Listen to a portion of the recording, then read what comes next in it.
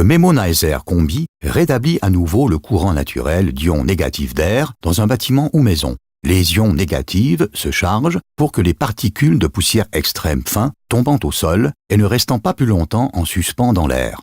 Dans la semaine du lundi 12 au lundi 19 décembre 2011, des mesures de particules de poussière fine ont été effectuées dans l'école primaire à Pignacker, avec des appareils de la renommée société Grimm et furent exécutés par l'entreprise spécialisée Aeromess d'Allemagne.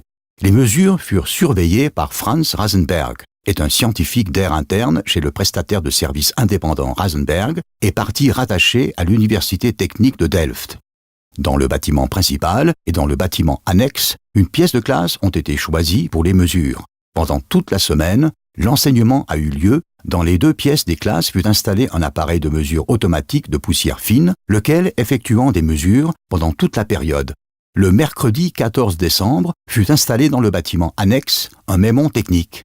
Après une semaine, les appareils de mesure de poussière fine ont été repris par l'entreprise Aeromess et les dates ont été analysées et exploitées, et effectivement, le résultat fut remarquable.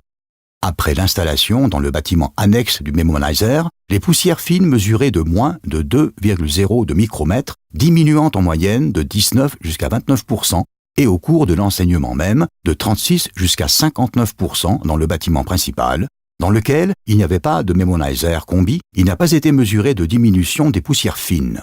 M. Rasenberg déclare que les appareils de mesure de poussière fine qualifiés et contrôlés de l'entreprise Grimm pouvant être comptés parmi les meilleurs de leur art et que les mesures ont été effectuées de façon professionnelle. Avant et après l'installation de l'appareil de mesure a été effectuée une enquête auprès des enseignants où les troubles devaient être répertoriés, d'où il résulta que les troubles du Zik Building, connu des enseignants, a diminué de 39% dans le bâtiment annexe, alors que dans le bâtiment principal, aucun changement n'a pu être retenu.